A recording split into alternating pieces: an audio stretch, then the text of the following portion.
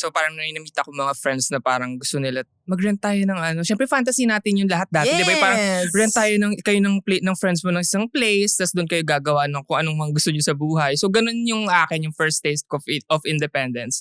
Parang nagkaayaan kami na parang, kasi dati nung sa YouTube, di ba, parang nagkakaroon na ng community, ganyan, pag may events, nagkaka-invitean, ganyan. So, ang trip namin, sabay-sabay kami nag-edit sa cafe, ganyan. Ang cute naman nun. Ang saya. Parang nakaka-inspire magtrabaho. Kasi dati yun talaga yung parang pinupush na parang to collab, di ba, yung mga YouTube. Dati yun yung parang ways sa YouTube talaga, parang talaga, ina-encourage ng YouTube mismo na mag-collab yung mga tao. So, yun, nagkaka-community na sa Philippines. Tapos parang yun, nagkaroon ako ng group of friends na halos everyday kasi kami talagang sa coffee shop, nag-edit kami, isip kami ng content, kami nagtutulungan ng mag-shoot.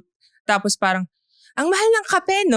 Parang kapag everyday, gano'n. Napamahal sa edit. Tapos, from Cavite ako kasi originally. Tapos syempre, ang nila sa Quezon City, di ba? Malapit sa mga networks, ganyan. So doon pa sila nagkakape. So talagang sobrang gusto ko lang na nagko-content ako. Talagang niluluwas ko yun. Gastos kami. Everyday yun? Halos everyday. Gaano katagal ang biyahe para sa editing 2 hours na ata to 2. Depende pa sa traffic sa EDSA, di ba? Depende pa kung mag-MRT ka, ganyan. Pero dahil you love what you do, yun yung namin. So yun, nagkaayaan kami, sabi namin, parang mahal na ng kape. parang kapag inano natin to, pwede na tayo mag-rent ng place eh. So ganun yung ginawa namin. So doon ako nag-start na parang, hindi na napansin ng pamilya ko na, ay parang hindi na siya umuuwi. So parang hindi na lang yung gamit niya dito. Ganyan. So yun yung nangyari. As in, hindi mo sinabi sa kanila. Parang slowly, biglang nagtataka na lang sila. Parang asa na siya? Slow burn ng atake. Yeah, slow burn. Parang hindi masyadong masakit. Charot lang. Hindi kasi yun yung time din na yun. Paka-graduate ko lang ng college. Oh my gosh. So ilang taon ka nito? 22, gano'n? Mga 22. Ay, okay. So, parang kakagraduate ko lang. So, ang tinapos ko HRM, pero 'di ba naging content creator ako. Lapit. Pero 'di ba? Hindi kasi yun talaga yung parang naging way ko lang siguro. Gusto ko talaga kasi arts. Pero dahil nga sabi ng mga matatanda, walang pera sa arts. So, sabi, okay po. Ganyan, HRM. Tapos yun, parang after ng pagka-graduate ko kasi, parang ang naging dilemma is, sabi, nanghingi ako ng 1-year break. Sabi ko, kapal na mukha ko nang hingi pa ako ng 1-year break. Di ba parang may ganun yung ibang tingin nila, ganun eh. Pinag-aral ka na. Pag after niya, syempre expected Filipino, after niya, magtrabaho ka na. Pero ginawa ko noon, nag-call center ako. Apply as a call center. Kasi yung kuya ko din, parang yung namin, breadwinner. Tapos parang, ever since, call center talaga yung career niya. So parang, okay, tatry ko. Pero kaya ako nag-call center para bumili ng laptop, camera. Yun talaga yung goal ko. Fundraising para sa bigger dream. Very smart though. At least sa sarili niyang bulsa, sa sarili niyang sahod. Yeah. So talagang risk ko yun eh. Kasi kahit ayaw nila. Tapos parang iba pa yung dilemma nun kasi parang pa lang yan eh. Parang mga year 2019, ganyan, 2018. Tapos so parang pa-shift pa lang yung mga, may buhay pala sa pagiging creator. Diba? Ganun. So traditional yung family. Diba? So hindi talaga sila support. As in, grabe ang dinanas kung grabe yung mga salitang sinabi nila. Ganon. Oh my gosh. Kaya mas sinoff launch yung pag-move out mo. Kasi nakita na nila na may nangyayari naman pala.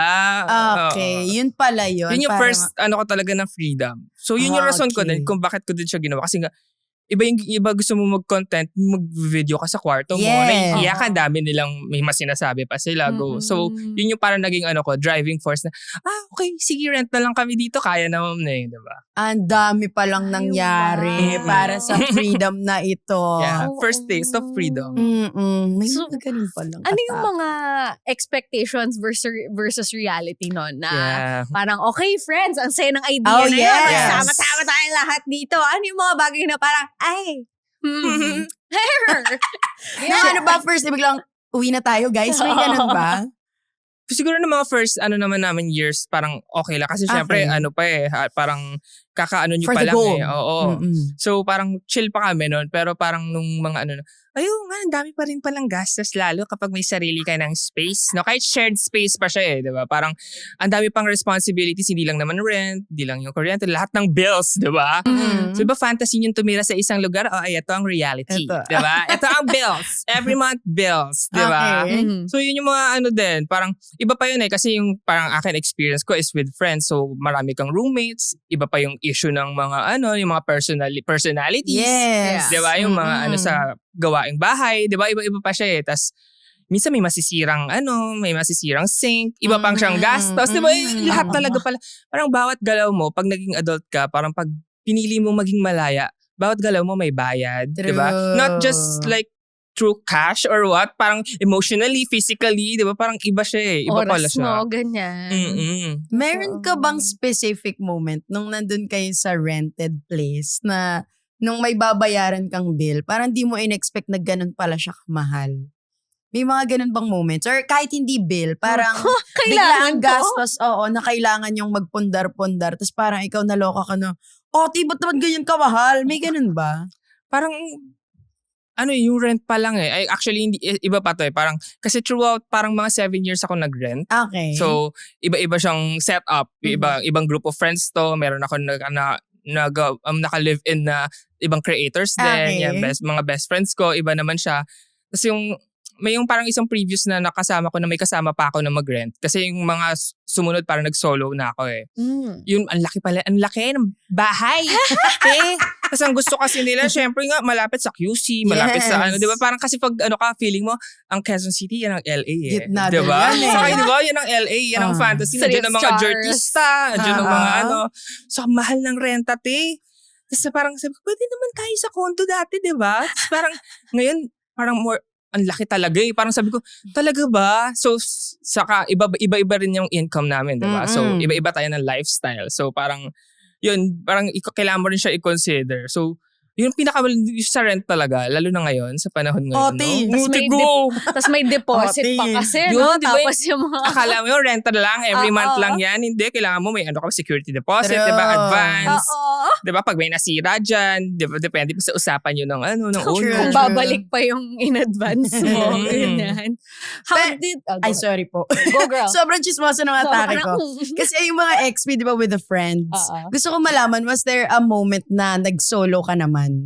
Na parang, okay, magre-rent naman ako on my own. Kaya ko to on my own. May ganun ka bang moment? Nagawa ko siya actually. Ang nangyari, yung first time ko, di ba, with friends. Yes. Tapos parang mga 5 years ako nag-rent ang sarili ko lang. Oo. Tapos after nun, tinry ko ulit ng with friends. Tas ang difference? Tagal din nun Tagal din ng 5 years nang mag-isa ka lang. Yeah. Difference, yung katahimikan. Okay. Kasi ako din, syempre, galing ka sa family, ganyan, sa ibang environment. Tapos yung first experience ko pa is with friends. So, walang katahimikan dyan, di ba? Parang, di ba, dal lang kayo. Kahit anong pag-usapan nyo, pag may problema ka, may pagsasabihan ka kaagad. Pero kapag nag-solo living ka, mas maingay yung inner thoughts mo. Di ba? Parang, okay, ito lang kausap ko. Myself.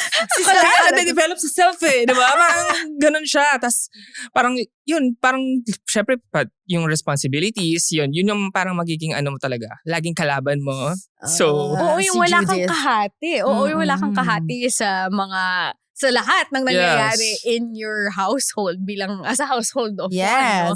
Paano nag-adjust yung the way you had to work through your expenses? Budgeting din nung from shifting sa friends to being by yourself. Ayun, syempre nung nag-solo ko, mas mababa ang rent, di ba? Mas maliit yung space, di ba? So, mas practical din, ganyan. Pero ang nangyari pa kasi, nung nag-solo ako, doon nagka-pandemic. So, parang wala ka na ring choice. Nakakulong ka din, ganyan. Natakot ka ba nung unang announcement na like, kasi I can imagine, nag-decide siya, magsosolo ko.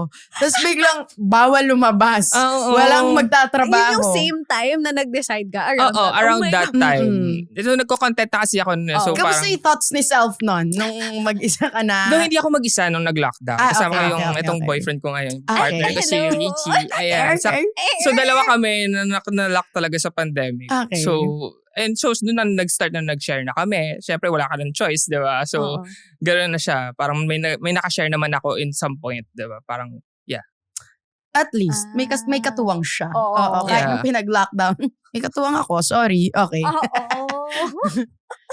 So, ngayon, pag-usapan naman natin, dahil tapos na tayo sa mga ranting and everything, the taste of independence. Ngayon, may mga moments ba nung naging independent ka na na-realize mo, if this episode made you reflect on your own life decisions, then maybe it's time to ask yourself the same question. Yung mga choices mo, career moves, love life, big risks, or even those random impulsive decisions, worth it ba talaga? If you enjoyed this conversation, make sure to search and follow Worth It Ba on YouTube for the full episode. And if you have your own Worth It Ba moment, share it with us in the comments. Because at the end of the day, every choice comes with a story.